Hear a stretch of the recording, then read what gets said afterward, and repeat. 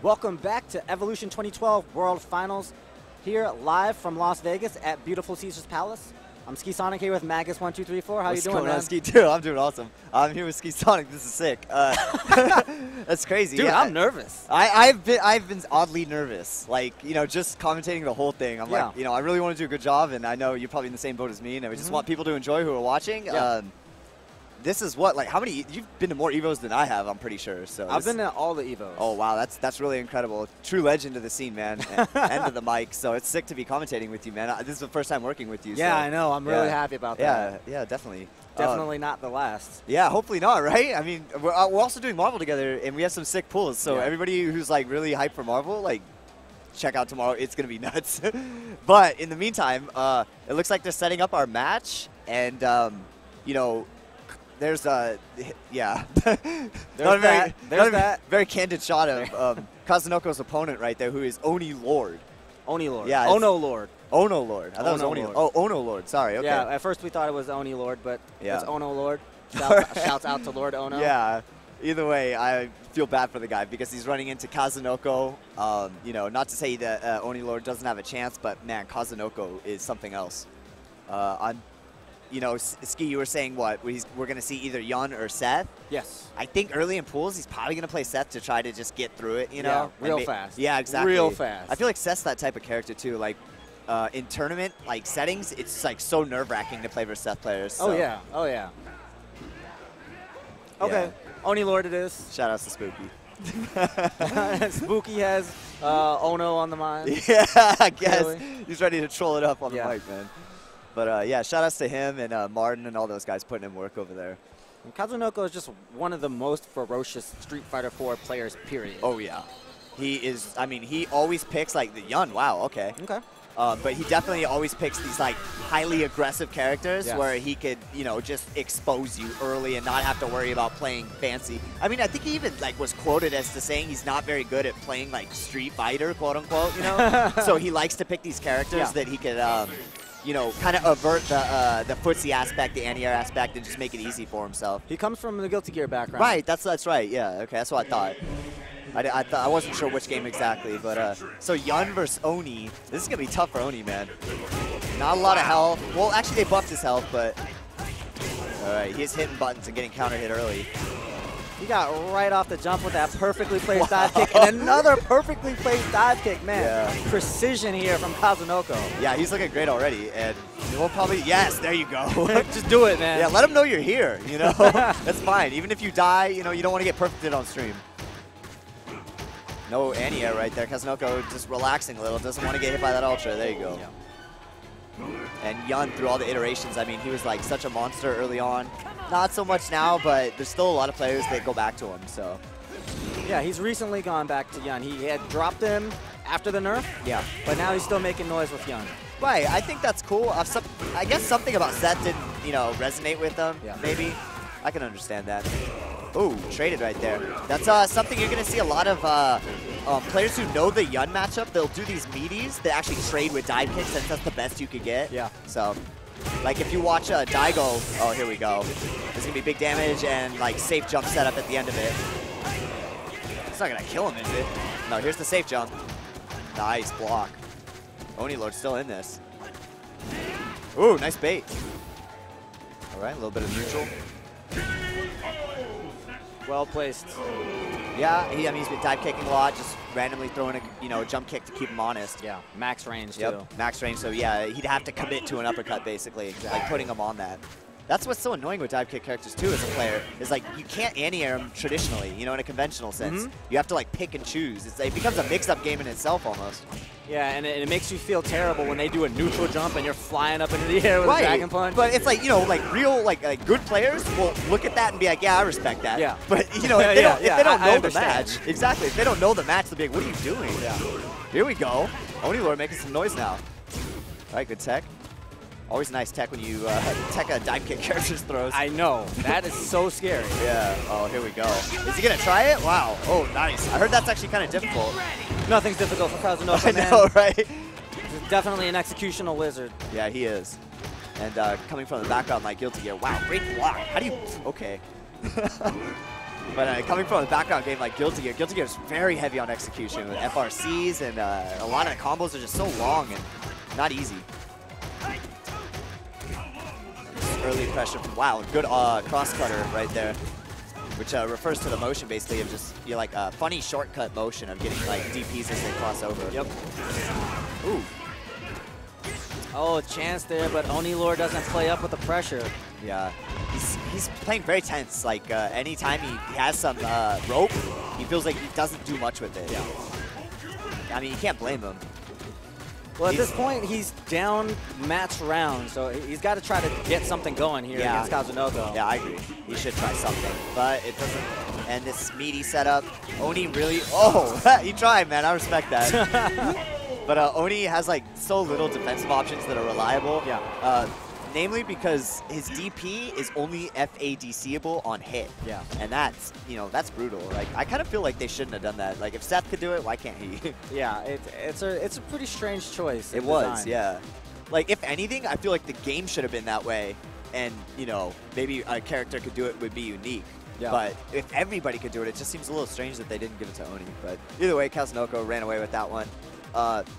I have this like thing blocking me, so I don't have a good view of the players anymore. But I can tell you, I see Latif up there. Yeah. Latif's up there, so that means my friend Nima, who's a SoCal, NorCal player, is also in this pool. I mean, doesn't really matter. Like everybody in these pools are good now. And so we're gonna find out what the next match is. It looks like it is actually gonna be Latif. In this round of pools, we got guys like Punko. Wow, Punko, okay. Combo Fiend. Dako, Jozier, Justin, Shen. Oh man. Daigo, Amadi. Yeah. Oh Not yeah, all Daigo. in the same pool in this round of pools. Oh yeah, in this B block. or C is it? I'm sorry. We're on C now. C, that's right. Yeah, you and Juicebox did B. So you guys can check in at home if you missed out. The brackets are being covered on lots of different websites. Yeah, there's a lot. And also there's the guidebook app that you can just download on your Android phone or your iPhone and get the Evolution 2012 guide itself, and the brackets are being updated, and I do see Daigo coming up. Oh wow, is he? Yep, he's right there. Oh man, this is too sick. Like, it's so crazy when like the first couple hours we're here, we're already commentating on matches with like Daigo and like Kazunoko. Like usually it's not till like, late in the tournament that you're like, commentating these matches. This is a real treat for us and the viewers. So Latif, this is kind of a rare sighting because, school has been really a big part of his life. Yes. And, luckily he has a sponsor that recognizes that. So he's, been able to study, but also play a lot. I know he plays online a lot, so he keeps up. But a lot of people have been a little critical since the SBO quals that does he still have it? Is he still that like machine that he used to be? Or is there a little wear and tear if people learn the matchup? I don't know. I talked to him just yesterday, and I asked him if he had been playing much, and he said not as much as before, but he assured me that we won't be disappointed this year. Right. I mean, I figure he doesn't need to play as much as he used to because he was really learning the game. Yeah. But now that he's kind of honed his skills, I hope the way he approaches practice is a little more, a little specific to characters and stuff like that. Yeah. So. And he's got a Blanca. Blanca versus Viper is a very annoying matchup for C Viper. Yeah, it actually is. Yeah, he's got. You got to watch out for balls. Slides right there is going to be, one of those tough ones because C Viper's focus attack is not very good. Right. Yeah, nice standing jab to interrupt that pressure pattern. And this is exactly what Viper needs to do. Get blocked into the corner ASAP. Yes. I mean, he does have that now, but look, he's still in the corner. Yeah. So. And Latif, you better believe it, will have an option select for all his escape routes. Oh my God, yes. Another player from the Guilty Gear background. Yes. Great execution. They love that. Like that's a lot of players when they have to like practice option selection, like Justin and Flo, they're like, oh dude, I'm just gonna read the guy. And I respect that. Yeah. But there's a different breed of players like Kazunoko and Latif where they relish that. They're like, this is sick. I gotta try all these like button combinations to like make sure it beats all your options on Wake Up. Yeah. Wow, you punished that on hit, it looked like. There it is, man. Wow. Yeah, I have not seen that one yet. Yeah. Ooh!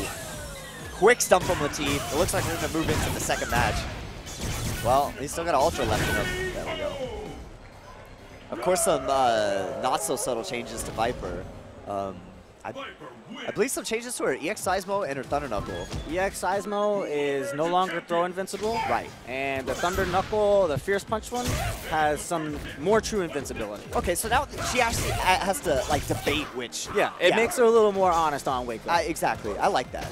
I like when you're forced to think about what you do on Wake Up instead of having like a catch-all, you know, one move. Wow, jumping light, really?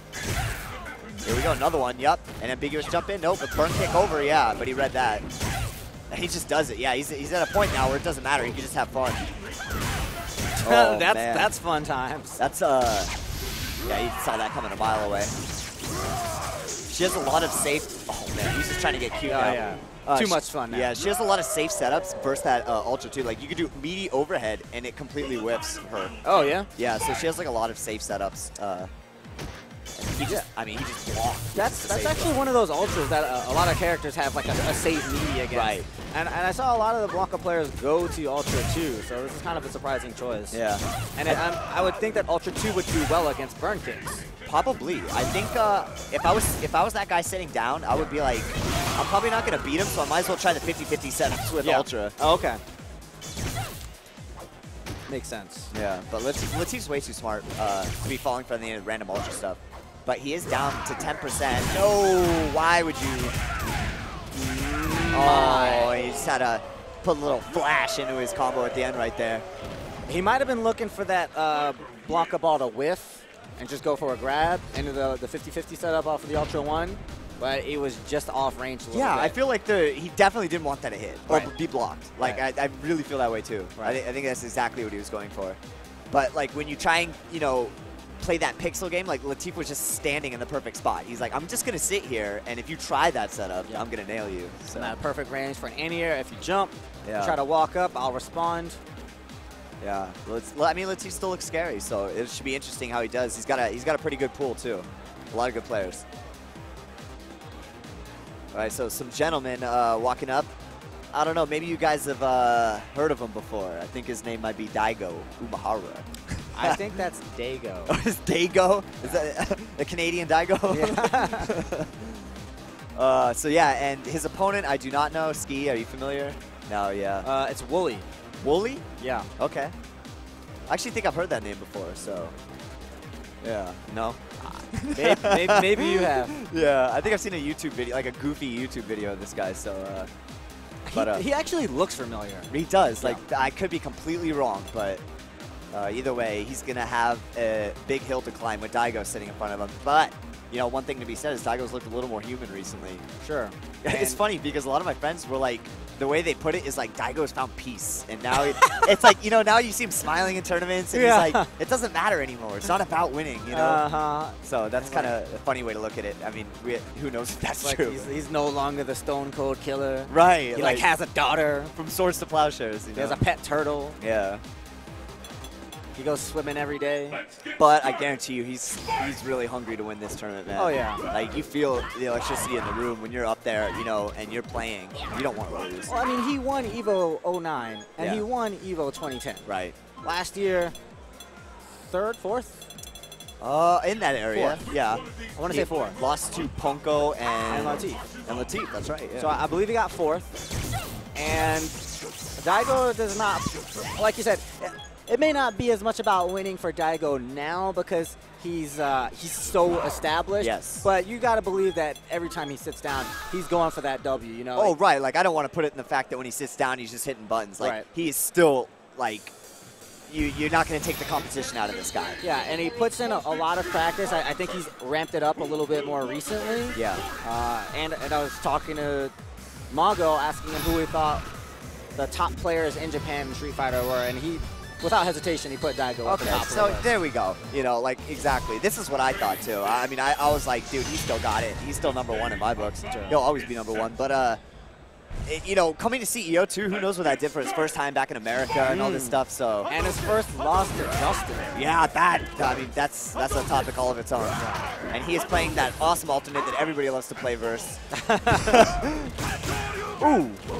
And yeah, Wooly got hit with a combo early, and Daigo's safe pressure versus Blanca. Yeah, very calculated. Nice. Just do it. Good slide, too. All right. He's putting in work. He's got Daigo thinking. Ooh, I like that. Wooly is in this. Good coward crouch. I like the way both these guys are playing. Daigo needs to be careful with these fireballs. He does have Ultra 2. Yeah, you're right. I actually didn't even think about that. A lot of Blancas early in this tournament and in this pool. All right, Wooly. Now you've established that you know how to play. You've got a life lead. Don't get too reckless here. Yes, exactly. And I gotta wonder when the last time Daigo's, played somebody like Mizuteru, who's a very lame defensive Blanca. Yeah, that one almost gave you a heart attack. Calm down. Calm down. Oh, no way! Why'd you punish like that? Oh, there we go. Oh, he's got him. Does he know the answer? No, he can get out of this. Yeah, exactly. Oh, he doesn't know. You gotta do DP when you land. He probably doesn't know. He probably doesn't know. That's America right there. That's some American skills.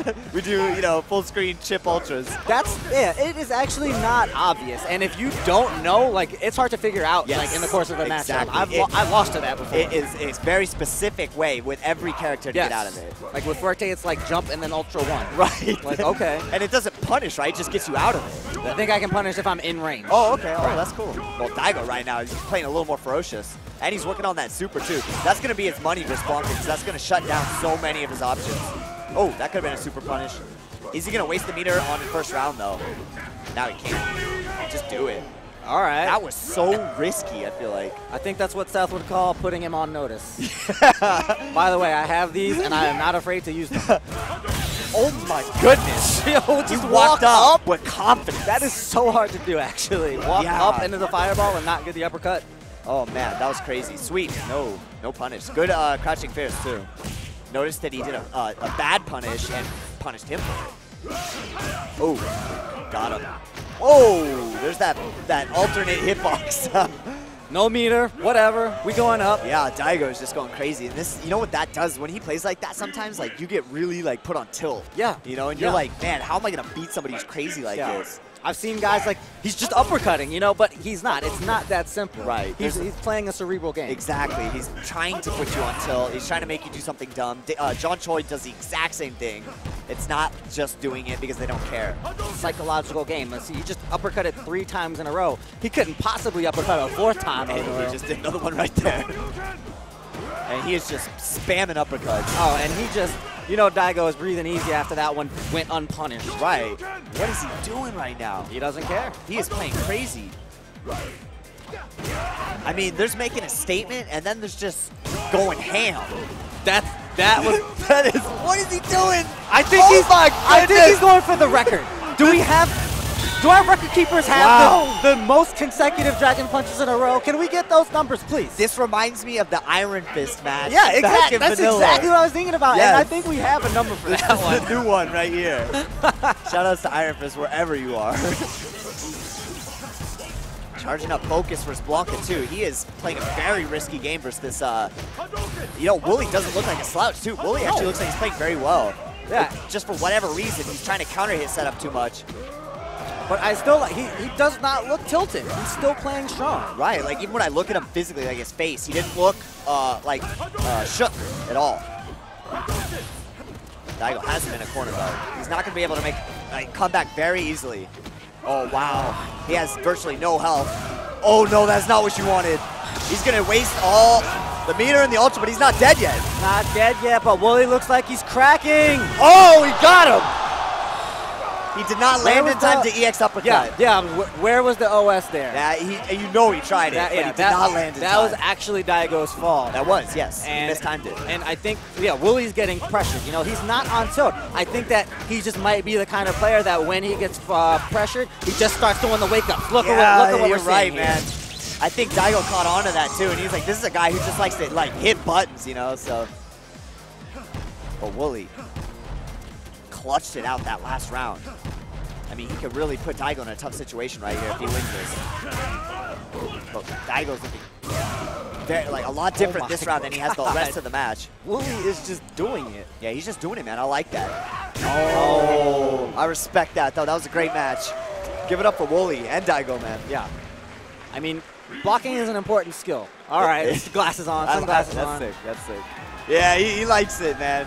He says, yeah, I gave him a run for his money, man. I mean, his offense looked strong. He had that nice little jab, electricity frame trap, and a lot of good little things going on. But once he got pressured is where Daigo made him pay. Yeah, definitely, man.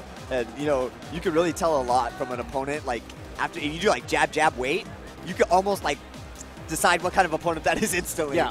You know, I talked about this with Bucktooth once, and he was like, if I could add one statistic into a fighting game, it would be at what point this player will start to just mash. Oh, right. Just start pressing buttons. Because everybody has to. Everybody does it at some point. Like, you can't get knocked down like 9 times in a row. And not do anything. Yeah. You know, like, you're going to hit buttons. And you almost have to. Otherwise, like, you know, well, there's no guard bar in this game, but there's like a psychological guard bar. Yeah, it's in your head. Yeah. It's in your head. That's like the human guard bar. Yeah. You know? Like, it just breaks eventually. Some people's is longer, some people's a little bit shorter. Definitely. But it's going to crack. I definitely think I'm like the P groove of guard bars. I have like the smallest guard bar. That was a really funny thing, annoying thing, because I was a P groove player for a while in CBS too. Just for no reason, it had the smallest guard bar. Hey, like, you should have been parrying, is what they're telling you there. Yeah, exactly. Like, why would they try to make you parry more? But whatever. All right, so we're gonna lace you guys up with another one. Again, I can't see the guy over there. We got L.I. Joe and Vertical Style. Oh wow, there he is, man. L.I. Joe, sick. Yeah, he's got some new ink from the last time I seen him too. Oh yeah? Yeah. I think you ran into it. Was he at CEO or is he? Yes. The ECT as well. So one of those. I think. I mean, obviously yeah. ECT. He was. Yeah. Yeah. I'm not. I can't quite recall if he was at CEO, but he was obviously at ECT. It was a great tournament, Road to Evo tournament. Yeah. Some incredible Marvel action there. Oh man, that was too crazy. I like what has been done with the Road to Evo season this year. Yeah. Tournaments are very much taking on their own character. Oh, I feel the same way, man. Like, yeah, not a lot of people have talked about that, but they're really like turning into the, like you said, like individuals. You know, like when you think of a tournament now, you're like, what kind of tournament do I want to go to? And you have like different reasons to go to one. Yeah. Like, you know, a year ago, it was kind of like they're all just like little, you know, pop-up tournament. Yeah, a lot of people, great. Who's gonna be there? Yeah. Like, now they're really starting to define themselves in a unique way. It's really cool. I like that a lot. And L.I. Joe is no slouch in this game. His Sagat is ferocious, man. Yeah, even when he takes breaks, he's been playing fighting games for so long. Yeah. He has a great innate sense about how to throw fireballs, about little frame traps, about spacing. He's like, he's one of my favorite players to watch in the sense that, like, he just has this heart when he plays, you know? Yeah. Like, he could be down and out in the match, and you're watching, like, oh, it's over. And he just, like, turns it on, you know? Like, he may not win, but when you watch it, you can really get a sense that he's trying out there, you know? I totally see that in his style.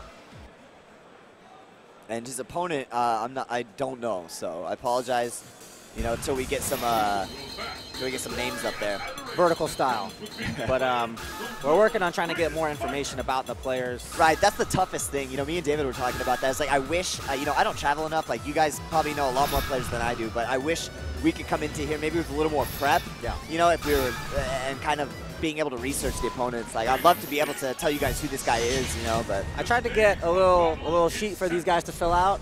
I went to go get a copy made, $1 per copy. Are you serious? $1 per black and white copy. So maybe we'll work on that one later when I can find you guys at Kinko's. I think it's a gamble here in Vegas. Like, half the time it doesn't give you the copy. It's L.I. Joe and Vertical Style here. So Vertical Style is a Bison player. It's going to be a very hard match for Bison. And, you know, from what we've been seeing from all Bisons alike is he's a skill character. Yeah. Like, you really have to know all your setups, all your bases, all your character matchups. Otherwise, this is going to happen to you. The one problem that Joe will have trouble with is just applying meaty pressure after the knockdown if Vertical Style should, you know, venture to use his EX Psycho, which we haven't seen so far. Yeah, that's the biggest, probably the reason a lot of beginners flock to Bison is because you don't have to play defense as much. You have access to a lot of EXs that you could just get out of a situation. You don't have to worry about blocking. We're talking about that mental guard bar. Right. He doesn't really have to deal with that. Right. But the problem with Bison is mounting an offense, making a comeback, it's so difficult. Right, he definitely lacks for just ways to land big damage. Yes, that's his biggest problem. And he's in a corner. He can get out whenever he wants, but, you know, it's just a zero-sum game. Like, he's out, but, you know, he didn't do much. Yeah. Bison very good at sitting on the lead, though. All right, yeah, again, he's out. And here we go. Joe just, yeah, systematically, you know, just kind of picking him apart right there. I mean, I feel like Bison he's going to have to get a life lead and then play, you know, however he wants to. But if Joe's like playing the way he is, yeah, he's getting, you know, getting first hits, first offense, not getting vertical size a lot. Yeah, see, he's jumping a lot and getting himself just into a free uppercut situation. Bison's a ground-based character. You know, he has scissors kicks that are safe on block. He has great pokes, stand forward and stand right. Oh my God. Watch your head, my friend. Yeah, that was 2 elbows right on the noggin. But I completely agree. I think when you play Bison, like jumping is a big no-no because you're thinking like if he does uppercut it, that little bit of damage is going to change the health rate. Yeah. And you really have to, you know, squeeze every ounce of the game out with Bison on the ground. So, and he's just not doing that. Joe's, you know, figuring him out. And it'll be tough because Sagat a strong fireball character, but Joe hasn't even really been relying on the fireball game so much. He's just been getting in there and making things happen. Right, and then just reacting to Vertical Style's bad decisions. Yeah. So, like that, you know. Nice by Joe. Joe's just going with a lot of feeling type moves right now. Yeah. Face the EX, nothing came out, and here comes Vertical Styles with some pressure. Good job. There you go. This is how you play Bison. All right. On the ground, scissor kicks. Get in front, get in this guy's face and sit on that charge. He was throwing fireballs, or he throwing those buttons out. He can respond to this with the meter. Man, you're absolutely right. He should have been down blocking after a scissor kick. You sit there, you kind of analyze what's going on. If he's not doing anything, another scissor kick, another scissor kick. If he fireballs, EX. You really have to play reactionary with Bison, and he was just kind of like moving forward and hoping he could hit him with stuff. So, but he's not gone. He's in losers bracket, I think. So you know, hopefully he'll be back. Find his way out of there. While we get our next match going for you, we can give you an update on who's qualified so far for Street Fighter 4 and winners. And wow, man, these are all names that I recognize. Wow. This is not even half of who will qualify, and it is all killers. Ricky Ortiz, Tatsu, Snake Eyes, Xiao Hai from China, Kyabetsu from Japan. The SBO winner. Yes. Arturo Sanchez, Momochi, Ramin, Happy Tang. Ramin, my boy, yeah. It's my roommate. Sal Pacino, Scunchin, MOV. MOV, wow. Straight out of Third Strike, huh? He's really doing it. That's sick. Piara Balrog, Chris Hu, Rico Suave. Wow, shout outs to Chris Hu. Chris Hu is really good at this game. Oh, dude, that guy is sick. Yeah, he is. I don't know. Because he's a funny guy. I feel like people don't take him as seriously. No, but when you play him, oh my God. So much pressure. He is so ferocious. Yeah. And he makes these crazy reads, man. He just puts you on an option and counters it.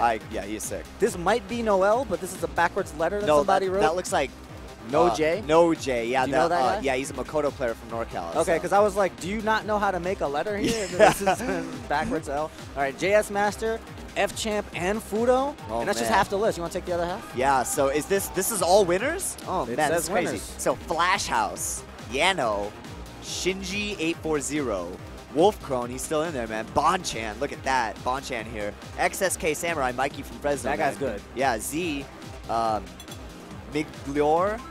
I don't know that. Johnny Chang, Online Tony, Johnny Cupcakes, Eric High, Mike Ross, Rain, Air, and Max Out. That is, jeez, all killers, man. Just all killers. It's crazy. Yeah. And Tokido's name isn't on there because he's in losers. He lost to Eric High. That's right. You guys were commentating that match. That was an insane match. The crowd was going nuts for Eric. At least the Canadian contingent was. But what was I was talking to PR Balrog on my way over here, and he was like, "This is the hardest tournament." And I was like, "I think this is in history the hardest Street Fighter tournament of all time." It should be. It should be. Yeah. So if you think about whoever wins this, right, will like cement their legacy. I would start kicking tables over. Oh, dude. I'm so good at this game. If I won, it would be over. Like I wouldn't play a tournament for the next like couple years. Yeah. Just kind of live off that. 2 years. Yeah. I'm taking 2 years exactly. Off. Oh man, this is gonna be so wild to see wind down, and yeah, a lot of the really crazy matches too. Like, you know, obviously top 8 is going to be bananas, but a lot of the really good matches, like where you're going to see the upsets and stuff develop, is going to be those like the quarterfinals. Yeah, yeah. Whatever they're that called. Top 128, top 64. Those matches are going to be nuts because it's going to be these guys who we said, plus whoever qualifies out of our next couple of groups of pools. I mean, you could just pick any of these names out of a hat, and that's a top 8. Yeah. You know, for any tournament. For sure. Easy. Do you know what character Happy Tang is playing? Is he still with Forte? Or yeah, he is. He went Forte the whole way. Okay. Yeah. I mean, out of this whole list, probably I mean, the only scrub is Ramin probably, so. All right. No, I'm just kidding. He's a good friend of mine, so I gotta put him on blast. But this match, I can't see the other two, so maybe you could get a better look at the guy on the right. But it looks like we have Warren and Warren, that's right. Yeah. Mike. Yeah. The Vega player. Yeah.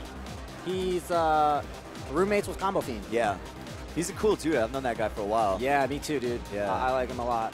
Great guy. He's another one of those dudes just been around forever, you know, but you just wouldn't know unless his story was told, you know. But yeah, he was a sick K group player back in when I used to play CVS2. He came down to Keystone a long time ago, and you know, showed us because it was funny because outside of like Leezy, nobody really played K group, so it was like our first exposure, like him and Combo Fiend, of like really crazy K group players. So that was during his Evil Elvis days. Yeah, exactly. He just goes by Warren now. Hey Warren. Yeah. All right, man. Yep. People change their names all the time. I know, it's kind of annoying. Like Hell Pockets. He had a name that I'm probably not going to say on air, but all right. But he went by something else. He's gone by like 3 nicknames. And I'm like, dude, just stick with one. That's why I have what are your former handles on the questionnaire. Yeah. Just so we know. So we know, right? A lot of these people just change their names, and I'm like, man, come on. Even if I wanted to change my name now, he's like, I think we're just screwed. Oh yeah, You you're know? stuck. Yeah, you're I'm stuck. definitely stuck. Like Flash. Flash was like, I just want to be known as Flash now. And people still call him Flash Metroid. Yeah, he's like, that was like 20 years ago when I played Metroid. When he was a Guilty Gear player, he's like, oh, please just call me Flash. And it's like, no, dude, you're Flash Metroid. Yep. All right, so he's going to be playing Sagat unless this is a button check, which it might be. But he does play Sagat as well. He plays, Vega, Sagat. And, of course, he plays, like, a really wonky offensive style that, like, borderline reckless. So, yeah. We'll see what happens. Yeah, even with Vega. Even with Vega, yeah, which is weird because that character, you're supposed to play pretty defensively. That looks like they might be messing around with the sticks over there. Oh, Warren plays on a pad now for whatever reason, too. Yeah, I know. That's really strange. I don't know anybody that ever went from stick to pad. Unless they were playing, like, Tekken or something, you know, because they didn't want people to listen to their buttons. Yeah. But, like, I was telling David this. I actually prefer it when people listen to my buttons now because I can start playing mind games with them, so that's kind of, you know, my take on it. So, Mike, ISF was Hey Warren, and they're just button checking, so that's what I thought. So, turns out the guy that played versus Kazunoko, Wooly, is the guy behind Fighterpedia. Okay. Maybe that's where I know him from. Yeah, probably is. Right. I think he's from Montreal. Thanks. Yeah, I mean, the name sounds, like, it really sounds familiar, honestly. And I've watched all the Canada tournaments, you know, I like to follow their scene, too. So. Yeah, there's some really good players. Yeah, I think so, too, you know. I think they have a lot of good players. All right, so we're going to, you know, finally rip this one open. And Hey Warren versus Mike ISF. You know what? Now that Chirithi played earlier, so... And so did Rom, and I don't see either of their names in there. Yeah. Which maybe leads me to believe, I hope, that their pool is not done or something. Yeah. They might be in losers. Because if either of those guys qualified in their pool, then who the heck was in that pool? Yeah, I'm scared. But Rom was looking beat, man. Like, he looked like Vegas took a toll on him. So I don't know. I don't know how he's been playing today. So who knows? But here we go. Hey Warren versus Mike ISF. And he's actually going with Rose. Yeah, which is really strange. I didn't know he played Rose. I think Rose actually fits his style. A lot of great pokes. You can make the drills safe. If he could, yeah. I mean, if he can make it work, I feel like he just kind of bends characters to his you know, his style anyway. So he is that kind of player. Yeah, that's definitely the Combo Fiend type of player too, where it doesn't matter. Like, it doesn't matter what kind of character. You're gonna play him the same. You know, you're gonna rush down. You're gonna go nuts. Nice slide right there. Picked him up. Little old school face right there. I thought he was going up. Yeah, I thought he was gonna do something too, man. Yeah, there you go. And then this is going to be tough for Ken. There's a real skill to fighting. That was sick by Warren, but there's a real skill to fighting this satellite. You know, a lot of people just freeze up and don't hit any buttons, but you have to actually time your buttons. Yeah, it's an interesting mechanic for a fighting game, especially a Street Fighter game. You actually have to look for the revolution and stick a button through. But I've seen Combo Fiend, it just Just hit it. Just hit it. That's what I do the same thing. Like, just do it. You know, otherwise, like, they're gonna set up some like wonky level 3 focus attack stuff or throws. Or you'll sit there and block 10 fireballs. Right. It's like same damage. Might as well go for it. And Warren's, yeah, he's gonna get picked apart right there. Mike ISF turned around big time. And Warren just did a lot of unsafe things, and this is kind of where this character is not gonna work with him. She is unsafe in a lot of aspects. Nice. Let's do it. But one thing to note, Ski, is that Warren's side is hot. Haha. 12 wow, that is true. Yeah. Good lord. Don't let player one side down, Warren. Right. I don't know why, but Ski, tell me how many tournaments have you commentated where some side just it happens a lot. It happens a lot. And he is mashing backdash like it's Tekken. Dude, Rose, she has a top tier backdash. Oh yeah, her backdash is insane. I love her backdash. Time for the mix up. He's gonna, oh wow. And he's not, see, he's freezing up. Nice tech though. Oh, he went for it, but Warren caught him. Oh, if he had gone for the EX there, he would have got it. Yeah, I think so. Missed out on a little bit of damage, but Warren with the lead. Just lost it. Yep. He's got to look for any air. Okay, neutral jump. Wow, that's what he was looking for. That's exactly what he's looking for. He fell for that in the beginning of the round. This time he said, nah, not gonna happen, man. And he keeps the streak alive, 13 wins. Wow. And that, like, he snatched that one back, man. Player one side. It is hot right now, man. I'm telling you. If I play on the stage, I know what side I'm picking. Oh, definitely. I'll Rochambeau over that. You know, you can pick sides. That's kind of a funny thing that doesn't exist, you know, now that arcades aren't really where we hold tournaments anymore. Is like, you know, how it used to be in arcades was you usually favor a side. Like if you could DP better on the left, which is true for a lot of players, they would always Rochambeau, you know, rock, paper, scissors for their for the left side. Yeah. So, but people don't do that anymore because kind of like console, for whatever reason, you always have to keep playing on different sides. But you can still do it if you want. Yeah. And then you also have the old school loser switch side. Exactly. Rule. And there's nothing you can do about that. If he loses and he wants to switch sides and pick the stage, like, and that's allowed, you could do that. All right, so Mike ISF putting on a lot of pressure to pay Warren early. Is 13 going to be that unlucky number? Wow, just do it. Oh, yeah, I don't know what that was about. But Mike ISF's playing like a little sketch. It seems like he's hitting buttons he doesn't necessarily want. Yeah, he's just kind of trying to work the mix-ups with the step kick. Not exactly the cleanest offense. Just do it. Yeah, I mean, it's working, but nice backdashing. I was just talking about how this is one of the things, yeah, he's going to get punished. One of the things I have learned from playing Tekken is multiple backdashing. It seems like so scrubby, but it really like resets the geography of where you're at, you know, compared to your opponent. Ooh, nice counter hit right there. That was first attack. That was crafty. Yeah. Fake the cross up, then try to walk back. Counter the poke. Gets under the fireball there. He's doing a good job punishing after a safe spiral. He's doing step kick knowing that she's going to backdash. So it's a good skill punish. Good DP right there. Yeah, that lofty jump. Yeah. He went for a options like Hurricane Kick, it looked like, and just got Hurricane Kick. Happens. There we go. Warren's getting a little impatient. Well, I don't know why Warren's not throwing any fireballs. Like, I know she doesn't have the best fireball, but I like to see him at least explore that option. Yeah, and I mean, her fireball is actually one of the ones that's better at close range. That's true. It's more of like a poke. Right. Yeah. And Mike ISF is staying in his face. All right, here's a chance here to generate something. Exactly. This is if he's going to make a comeback, it's going to be right here. Otherwise, we're going to be going into the third round. Or third match, I should say. There it is, step kick to take it. Step kick's such a good tool with Ken. Like, there's not a lot of forward advancing attacks in Street Fighter that are safe. They tend to be, you know, by nature unsafe because it's a little unfair that your character gets to move forward and poke. But Ken's is one of the -2, I believe, so it's right there. This time just Meteor maybe try to bait him. Wow, he's just backdash. He's not showing this guy's option selects any respect. But one of the tricky things about these characters with good backdash is a lot of option selects happen not to work. That's very true. You need Rose-specific option selects, and they might probably work on Chun too. She's Same got a as Chun, similar exactly. backdash. Yeah, I used to do a lot of training mode option select practicing, and Chun-Li was one of those characters who's like, are you serious? This doesn't work. Yeah, yeah. I know the feeling. Yeah. Nice scoop.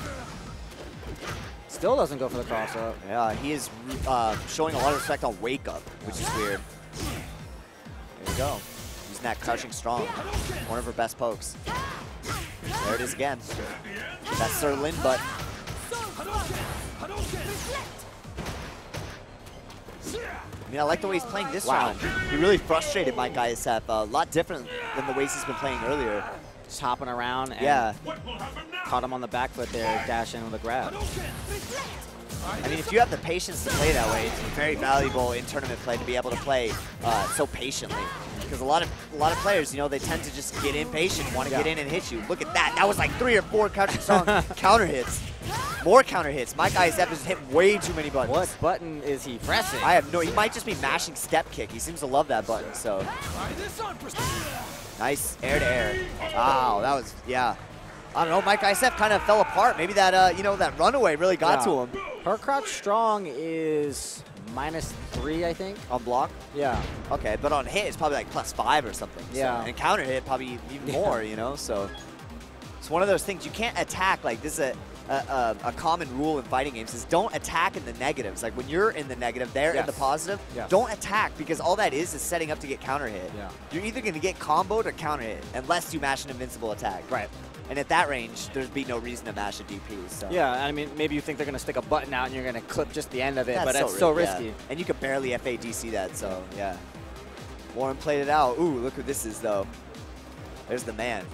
You know, I heard he's been making a killing in KOF, too. Oh, yeah. Yeah, he was originally a KOF player. Right.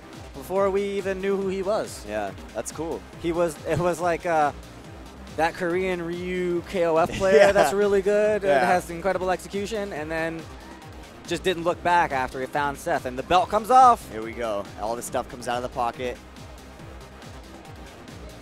Oh, he's got his own little table now, too? Wow. I respect that. All right, Punko.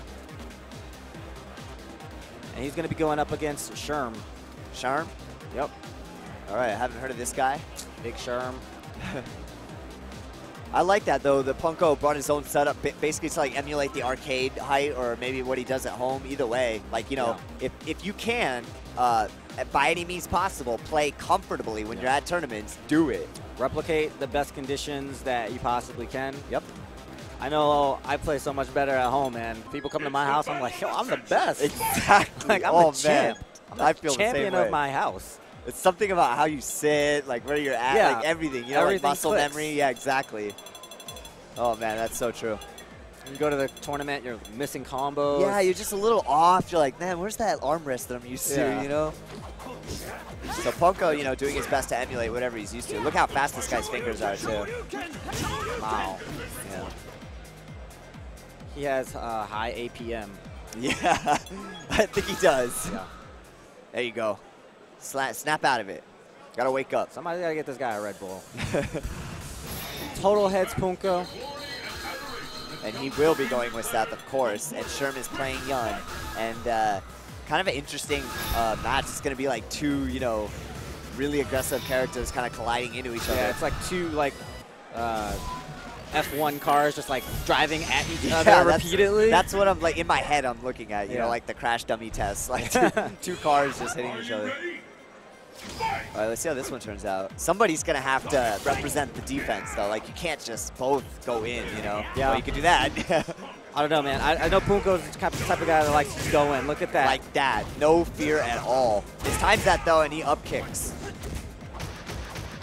Let's see. Now that Punko is playing 2 games, maybe some of his focus is off. He's looking good so far, and I noticed Punko, he'll start the match off with a lot of light strings, not just to make his opponent block, but he builds meter that way, so then he can go for that FADC. Yeah, that's a good point. Like, don't necessarily go for the actual mix-ups first, gain the meter first. Yeah, I didn't think about that. Oh, dirty. Just a little bit extra there. That was pretty risky, though. If he was mashing Ultra, I think it would have hit him. Yep. So, but Punko, fearless. And he really does just do it. Yep. Oh, this is going to be one more mix-up. And we're going to start seeing birdies. Oh, wow. I'm surprised that didn't dizzy him. I think even Punko thought that was going to dizzy him. I think so, too, but he's not out of the woods yet. Yeah, there it is. Yep, one more hit. What was that? All right, he doesn't really have to worry. Yeah, Seth, best EX uppercut in the game, I think. Rivaled only to Oni's, so. Yeah. You know, Mr. Naps was telling me about how Oni's and Seth's like uppercuts work though. If Seth does like a DP, FA, DC, and they both do fierce uppercuts, Oni's always wins. Okay. Yeah, so. I guess because it would have to come out later. Yeah. Oh, that makes sense. It's just, I think Oni's is like hands down the best uppercut, but EX-wise, like Seth's is the best, I think. Yeah. Let's not count out Sherm just yet. Yeah, he just turned it on. And, you know, it doesn't take much to kill Seth. Like, 2 good reads and you're in there. Yeah. And he wants it too bad. He's going for those up kicks. Oh, wow. Yeah, you're right. He really just wants that victory. He can taste it. Oh, he's doing it again? Yeah. Oh, that was a great block. That was crazy. Punko kind of a little grin on his face when he did that one. Like, he knew that was a little greedy. He was trying to put his opponent on the press buttons option. Oh, yeah. The opposing mix-up there would have been the command grab. Yep. But he didn't want to give him that kind of respect yet. Nice punish. He might have been able to do some like crazy option select tandem engine, but that works too. Here we go. Punko's offense is going to start. This is going to be pretty. Ooh. Got out of there. Yana, another character, has a great backdash. Yeah. Yun just needs a couple hits. Yeah, that was a great opportunity for the neutral jump fierce. I think he might have tagged him there. Yeah, I don't know. He's playing a little reluctant too. Wow, nice. All right. Good command grab attempt. There you go, Ultra. Oh, that's going to hurt. He's going to get a follow. Or actually, I'm not sure if he gets the follow-up. He can. Yeah, all right. Here's the setup. Teleports out. No EX to punish it. Oh, no. Yeah, that does so much damage. Just take this one. Hold this. Just walk up, do it. That's what's so scary about fighting him. You really have no clue what he's going to do next. And he just seems like in such control when he plays. That was actually a great guess from Sherm. It's too bad he couldn't convert off of that. Right. Yeah, Punko's not letting him have any form of offense. And when Sherm tries to do it, he gets met with a safe jump. Yeah, it has not worked out for him. Yeah, of course, safe jumps being a huge opportunity here for Sherm. Actually, this is going to be big. And he's going to get half Genny follow-up, yeah. Go for the mix-up. Oh, wow. Goes for the pressure instead. Great safe jump right there. Had to worry about EX command grab, but he was all right. But Punko has all these meters now. The Shoryu FADC, I think it's coming. Oh, great reactions. Oh, man, this is tense. Backdash. Yep. Yes. Don't do it again, though. Stop. Don't worry about it. You can take 10 of those. That's well, true. You can take like 3 of them. Nice. Nice. Great reactions by Sherm. Coming out of nowhere to take that second round. And I think he's adapting. He recognized that, like, you know Punko likes tandem. Yes. And that was actually the perfect range for him. Neutral jump. He's out of the Shoryu range. Yeah. He was within reaction of the tandem engine. Oh, that was beautiful. I think it was, you know, Sherm adapting and also Punko trying to look through this guy. But he's here. He's making his statement right now. Oh, don't drop those combos. That's the wrong statement to make. Yeah. Don't say I drop combos to Punko. Well, he will mash uppercut, but that it's too late. But if he wanted to, he could combo stop, let him whiff an uppercut, and then take a huge punish. But I don't think we'll see that. Same situation. This is so tough now for Yun. Great block, though, but just too much pressure. Too many guesses. You don't know where he's coming from. Got the dizzy. Yep. Turning it on. They both, well, Punko has a super now too, so that's like 10 uppercuts that are gonna be coming his way. There's one. He's gonna EX tandem for style. Pick him up. Yep. Pretty unnecessary, but he's gonna do it anyways. Really? Oh, wow. I think he just might have miscalculated, expected the FADC there. Yeah, Sherman's playing smart. He's just sitting. He's like, you know what? You're gonna have to throw me. I like his patience though. He's got heart. Oh, okay. Here we go. Okay. Here we go. Sherm can make this comeback. He might be able to come, well, it's going to be close. I would love to just see the reset. Yeah. Oh, he didn't go for it at all. And then steady ate the uppercut, another one. Whoa! Oh my God, what a drop. There's nothing he could do here. EX uppercut, yep. Sherm did those wake up command grabs to huge success. He read that little block for a second. Yeah, and oh, every time he dropped the combo, man. You know, Sherm is going to go to wherever he's going and be pissed. Yeah. Because he had like 4 good, juicy hits that he dropped. Oh, that is to walk away and say, like, I had Punko. Yeah, and he's going to be saying that all day, you know. Yeah. So that's tough. You don't want to be, oh, I coulda, shoulda. You really just want to seal the deal. Yeah. I mean, imagine, like, how huge that would have been, right? Yeah, I mean, first Tokido and then Punko, that would be nuts. Like, in Sherm, like, I'm sure he's a great player. I, don't know as many players as I should, so it's just, a guy went under the radar, very great wherever he comes from, practiced a lot, obviously. Yeah. But, didn't get those combos. He showed some, he missed his combos. That's actually rare. He was not lacking in the decision-making department. It was the execution.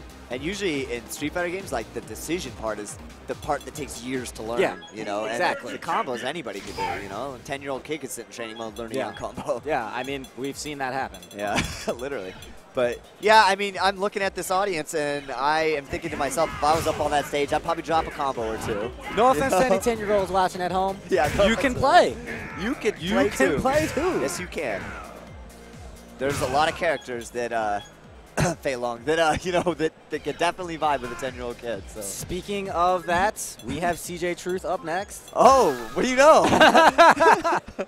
All right, CJ Truth. No, this guy's a killer, though. Yeah, no, he's really, really good. And he's Florida, like 14, 15. Yeah. Yeah, Jabali out there always hypes this guy up, a big supporter of him because he knows, like, Jabali's done so much for his Florida scene over there, too. And he really supports all the players and wants to see him do better, so I love that. I love when, a couple guys in the scene really take the helm and kind of just make stuff happen, Nurture the scene. Right, less talking, more walking. I like to see that, man. Whether you agree with what he does or not, who cares, man? He's doing something, you're not, But CEO, there you go. He's sponsored by CEO. So CJ Truth. Yeah. And Paramisery. Paramisery. This guy looks familiar. I can't place his face. I don't know. But he is playing Zangief, and this is going to be a tough one for Zangief. Yeah. I don't think this Zangief has it too tough in this match, especially after the SPD buff. That's right. The range does actually oddly make this matchup a little better. But that's... Oh, wow. We went all the way. A lot of Fei Long players, I noticed, they like to do that early, is take that counter hit risk. If anything, kind of like doing DPs early to scare people into wanting to retaliate versus your Rekkas later. Right on. Here we go. I know a lot of Fei Long players love to do meaty command grabs versus Zangief in a corner. Yeah, that's actually something that a lot of players fail to realize is that meaty grabs beat all of Zangief's pickup options. Yeah, like outside of Ultra 1. Yeah, he has to do some really well. It'll beat Ultra 1 sometimes, so because it's not grab invincible actually. So okay. Yeah. There's that crouching fierce. That's gonna be getting mileage in this matchup. Yeah, and standing fierce if he ever decides to go to it for a different angle. Oh, there was no buffer there. He really needs to, oh, big jump in. No combo. That's 2 big mistakes from Paramisery. Just do it. That was worth it. Yeah, why not? He was at like perfect flame kick range, but CJ Truth just scouted it. Too smart. What will happen now? He really needs to buffer the EXs. You have to have faith in that standing low kick because that's going to be your main poke versus Fei Long. And that one, of course. It knocks down on a counter hit, correct? EX? Yeah. It does. I like to see players kind of saving it and looking for the counter hit instead of going for, the always buffer because you don't get as much off of it now. You really don't now. It's like, it's almost a shame when you hit it now because it's just like, that's it? Yeah. I could have saved my meter for something else. No, you're right. He's all the way back there. Yeah. But, I mean, especially when you have this many meters and you need some damage. Uh-oh. Yeah, this could be big. He gets dizzy up. One more hit. How does this guy have so much stun? How is he not dizzy? Why is he not stunned? He must have used a medium punch headbutt, right? Maybe, but I didn't see his head grow. Like, when you do medium, his head, like, grows for some reason. That was sick, though. Paramisery really just mauled him that round once he got him in the corner. That neutral jump is, it's going to be good. Focus attack and neutral jump, just do them, If anything, it makes the Fei Long player double guess what he's doing. Yes. You take them out of that comfort zone. That's right. They can't rely on these same buttons anymore. Nice neutral jump roundhouse. That's going to be another good poke for Zangief. Whoa! That was a great read. Yeah. But again, you could see, CJ Truth, he's buffering those jabs into Rekkas and stuff. And Paramisery, I feel like, is not doing it. He kind of fished for it right there, but nice tech. Oh, that's actually a sneaky thing you could do. After Tex in the corner was Zangief, you can go immediately into SPDs. Oh, yeah. Yeah. Didn't work, though. He's just trying to chip him out. That is... I could have sworn that was at least -2, so... CJ's showing a lot of matchup knowledge in this. Yeah, he is. He's playing great. You know, last time I saw him at CEO, he played great there, too. So it's good to see him come all the way to here to Las Vegas and play. Yeah. Yeah, and I mean, he's so young. He's done really well, but I think he's still waiting for that, like, huge breakout performance. I don't think the results yet really tell how good he is. Right. And, you know, it could be this year, it could be 2-3 years from now. That's how Street Fighter is, you know.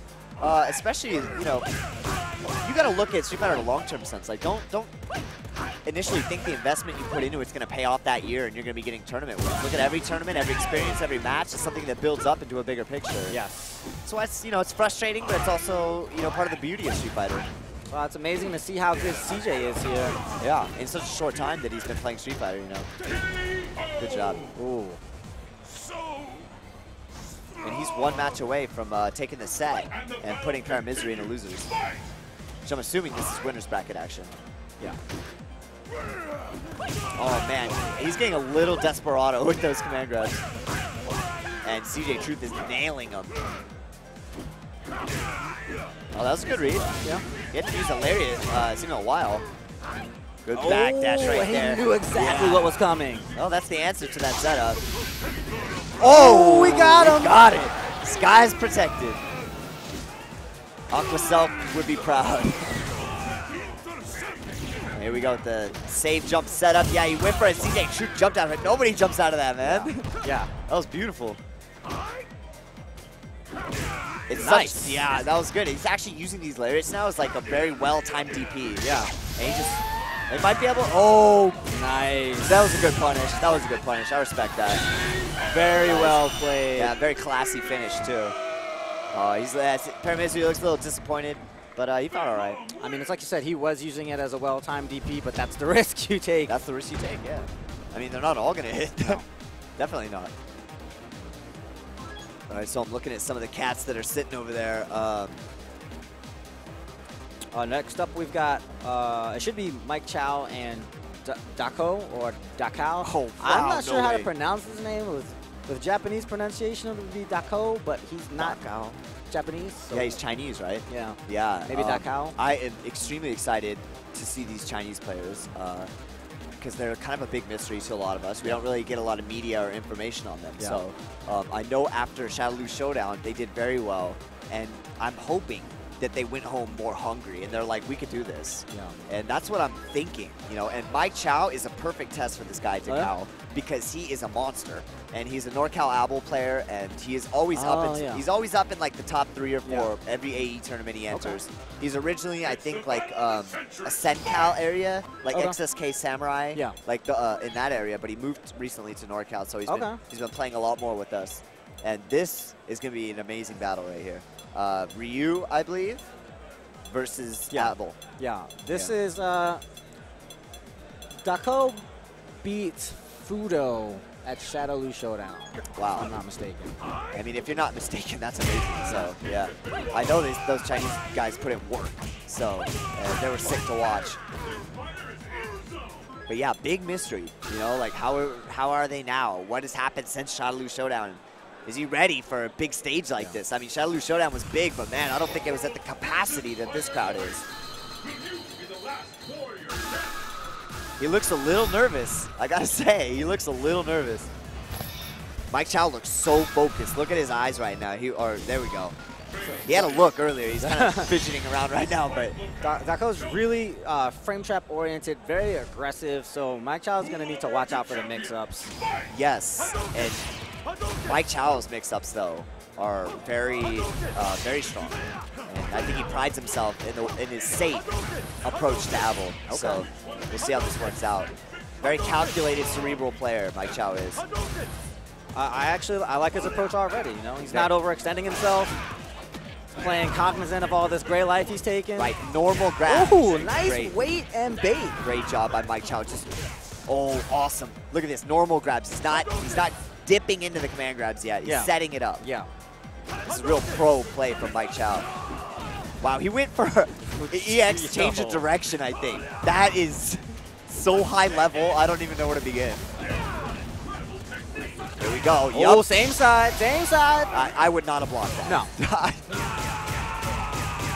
That's one of the things that Abel, he's always going to have. It doesn't matter if they, you know, they might nerf the Marseille roll just a little bit. Oh, yeah. But it'll that's always still be there. going to be super hard to see. Yeah. I mean, you could do that, like, you know, Iori in CVS2 or KOF, you could do it. Like, any game that has those kind of rolls. So it's an existing mix-up in fighting games. I had to pick Maki just to fight Iori in CVS2 because of that. I'm Do like, the she got a twirly sweep. kick? Oh, yeah, and that too, Yeah. I got a twirly kick and I got a sweep. Yeah. I'm good. All right, but big lead from Mike Chow. Dips out of there with that EX Marcel roll. Nice by Dakao. Here he goes. And then you know he's option selecting inside that jumping strong. Yeah, and Mike's playing patient. Yeah, he sat there, didn't do anything, took a dizzy. Wow, really? It was a long series, though. That was a long series of getting beat up because Mike Chow, like, you know, he was whooping on him early and then just big sequence of hits. Those long stunts, like when it's a long time and then you get stuns, are very depressing. Yeah. Because you're like, man, I got outplayed for a long time. You know? So 1-1. Mike Chow counter hit. That is Abel's main tool, that step kick that you're seeing. It is dash cancelable, and you are at 0 frames, -1 on block, I believe, and plus like 5 in hit. So it is an all-purpose tool. Got him. Here we go. Big damage here, mix-up Roll. opportunity. Fakes the roll, stays on the same sick. side. That was You sick. saw him pump the motion? Dakao was holding forward, straight up. He was holding forward. You saw him pump the motion? Dakao looked around like, are you serious? I can't believe I just fell for that. That was nuts. Mike Chow just took a deep breath like there, like I just got away with one. You know? He totally faked that motion. Dakao totally fell for it. Oh, man. Let's see what happens. He's going right back. I think he's just trying to clear his head. Oh, he took Faye. Oh, he did go to Faye. Sorry. Yeah, I'm just too caught up in that moment. Fei Long, really? Okay. I don't think I've ever seen him play Fei Long, though. I don't know how I feel about this. I think I did see him play this character at Shadow Showdown as well. What is he? I guess he dominates the step kick better. That's what I would think. Sure. Right, and he stops the cross-ups. That's good. Nice counter hit setups right there. That standing strong is like +8 on counter hit. Yeah. Frame traps all day from Dakao. Oh yeah, definitely. And Mike Chow very patient. Again, like I was saying, not an Abel who likes to just really go in there and ball. He likes to take his time, pick you apart. That's going to be actually tough against Fei Long because he controls the pace of a matchup so well. You're right. That's true. It's going to be tough for Mike. This is definitely like a player counter pick character. Yeah. And Mike's, because he wants to be patient, but you can't really outweight Fei Long. And look at that, the health lead. And oh wow. Dakao's just sitting on that health lead. I really like what we're seeing from Mike here, though. Man. He's staying so present. He's playing right up to Dakao's level. That dash-up sweep was exactly what he needed from that footsie range. That's right, and everything just started for that A over. Yeah, we can see X Bicycle. Oh, he just could not block the cross-up. Abel has one of those cross-ups where it will look like it's hitting you on the front and then be a cross-up and land in the back. Very tricky. Kind of scratching his head like, uh-oh, this is not good. That second hit overhead, and he didn't even block it. Mike Chow is 1 round away from sending one of China's best to losers. Yeah, and Zhao Hai still in winners though, qualified already. So nice. Get out of there. I don't even want to see it. That was beautiful. Here we go. Very tense footsie match going on right now. Mike Chow has no problem blocking all this. Where's the overheads? I'm waiting for him. Oh, and he just timed that step kick perfectly. Here comes the roll. There, yep, just reversal, man. He needs to do it. Oh, nice read there. Yep. Got a little greedy with those rolls. Yeah. This hits 3 times versus him? No. It's good damage. Really tough to get that switch. Nice option select. Great. Covers the backdash. That might be what he needs. Wow. Great text, great text. He's going to do it again one more time. Yep. You have to respect it. Yeah. Mike Chow. And he just barely got that meter after he died. Yeah. He would have been able to EX tornado throw. Or EX kick or anything, yeah. I don't even, has he done a tornado throw? I want to say he did 1 reversal EX, and that's it. And he's mostly been doing counter hit setups, which might lead me to believe he might go for some this round. Yeah. Now's a great time. Now it's a great time, you're right. I mean, he could just steal this with a lot of tornado throws and then like maybe just a bait for his burn kick. Oh no, that's the first time he's dropped that link.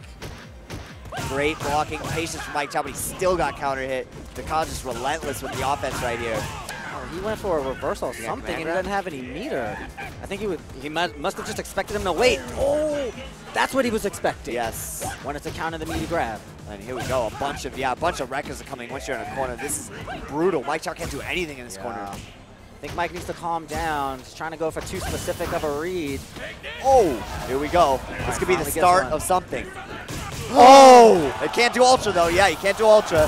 Oh, he does it again. Oh my. He was panicking. Wow. Takao in panic mode mashed DP twice. Did not respect Mike Chow. Mike Chow did not respect the DP. That was a great little series. I can't believe he did it again. He's shaking his head because he knows that was kind of dirty. It was kind of sloppy, but he wants to win, you know, he wants to win clean. Exactly. He wants to, all Street Fighter players want to, not just him. All Yeah. Street Fighter players want to. They don't want to have to smash DP, even though that was the smartest thing he could have done. Yes. Here we go. Oh, Takao, I feel like he's gotten a read on Mike Chow now. He's kind of figured out this guy's style a little. If I was Mike, I would try to change up my style a little. You're going to have to get out of the corner before you could do that. Here we go. Let's see what he's got. He was doing it though, Ski, like you called it. He's starting to pull out those command grabs now. Do it again. Oh, nice. Baited the up kick. He noticed he had 2 bars, so he could have FADC'd it for free. For that step kick and gets it. Misses the link again. Yeah. Cannot do this. This is a terrible time for that. Come on, Mike. Oh. He's not reading Takao properly, and Takao is getting in there. Mike Chow needs to tighten up. Nice patience. Look at this. No buttons. Look at the respect. He's settled down, man. He knows the last one was a little bit ugly, but he's going to make this one look clean. Yes, that was about 10 seconds of no buttons being hit. This guy's just showing tons of respect to each other. Oh! And he's chip going to range. chip him. Yep. Oh! Wow, here we go again! He's going to have to bait that burn kick again. Oh! What could he have tried? Roll. That's true, he could have rolled. Roll. I don't know why he didn't. You'd think same thing. Yeah. Mike's just on a different level. Too smart for his own good. Yeah. Here we go, 30% gone, 20%. Not out of it yet, but that cow on match round here. That's right.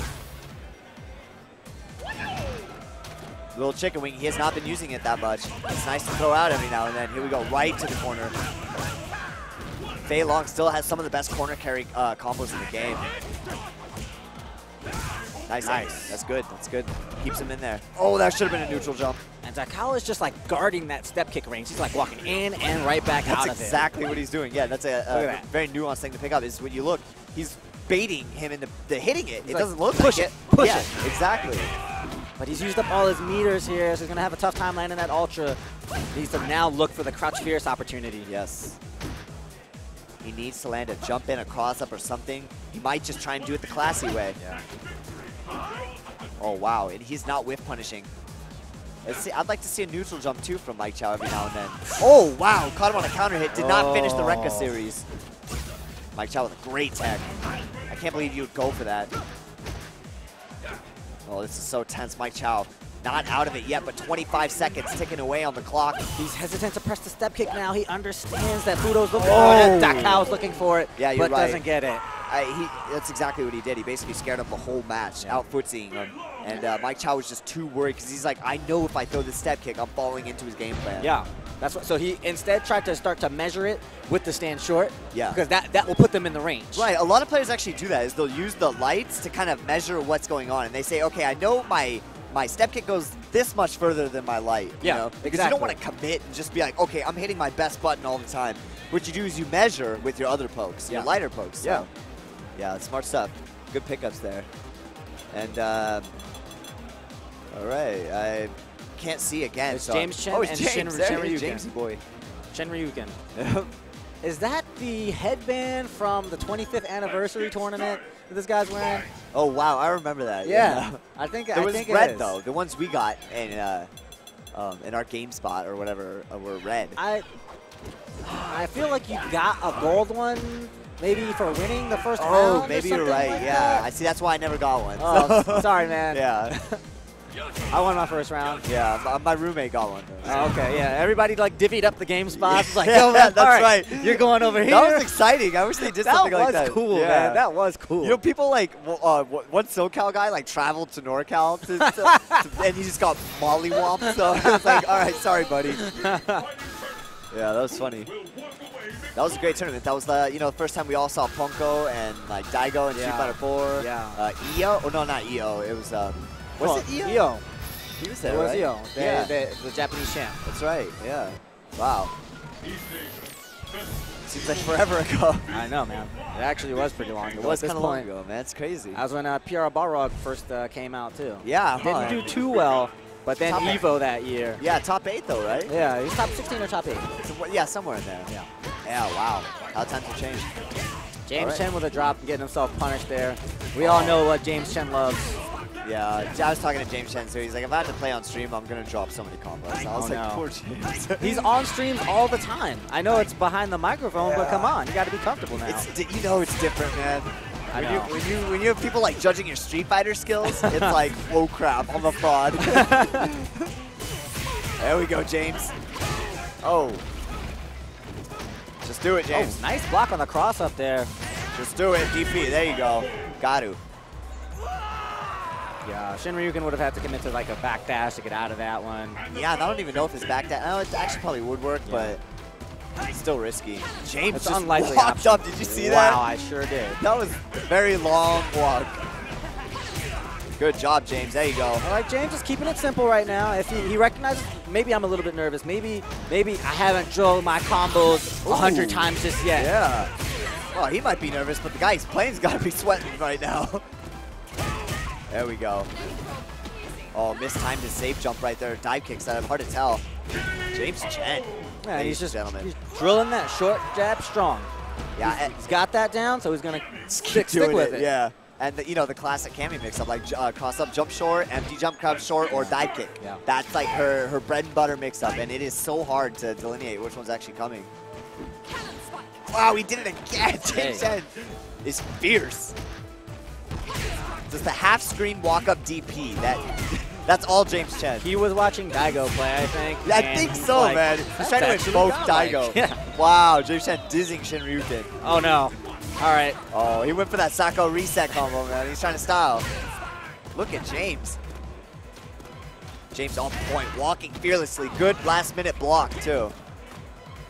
That's really the biggest part about being fearless when you walk up is being able to last-minute block. That's the hardest part about it. Yeah, it actually is pretty tough now. Yeah, because you just want to walk in there, but then you're like, when's he actually going to hit a button? And that's where your intuition, knowledge, and your player index in your mind kind of comes in.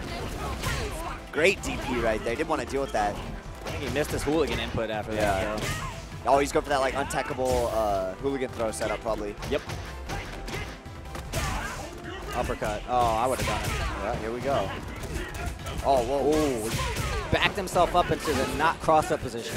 Right. And I think he got a forward dash or something out of it. Yeah. Oh! All right. Big damage. Look at that last hit. Yeah.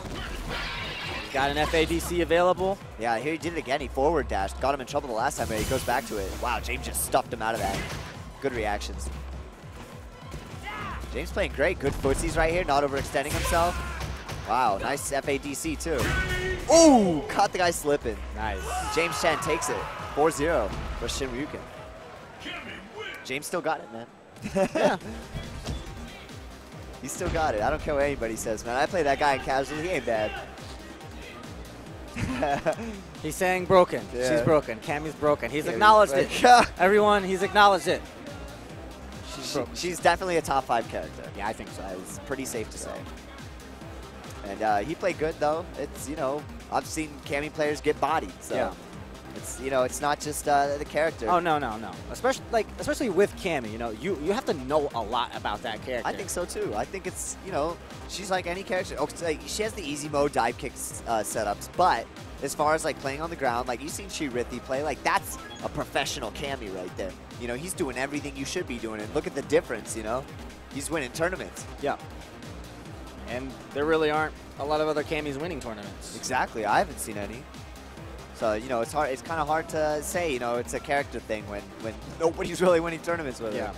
Oh, so you know what I had a conversation with James at, I think, CEO, and he said when Cammy wins, speaking to Chirithi, speaking about Chirithi, he's like, when Cammy wins, everybody says, oh, Cammy's so good, Cammy's so cheap. But when Rufus wins, everybody's like, it's not the character, it's Justin and Ricky. And I'm like, yo, Rufus is so good. Rufus is so good. Rufus is hella good. Rufus is an American top tier for sure. Yeah. He'll always be the best character in America. Yeah. Like, he just always will be. He's the most winningest tournament character in America. He has the best results, probably the most like top 8 finishes. Like, you just can't dispute that. So it's Dako and Kazunoko. Kazunoko. Oh my God. This is crazy already, dude. This is like top 8 material. This is what I'm saying. This is so nuts, man. Like, holy mess. That's why I love, I mean, this is so cool. Like, being able to commentate Evo, this is wild. But I can't call this one, you know. I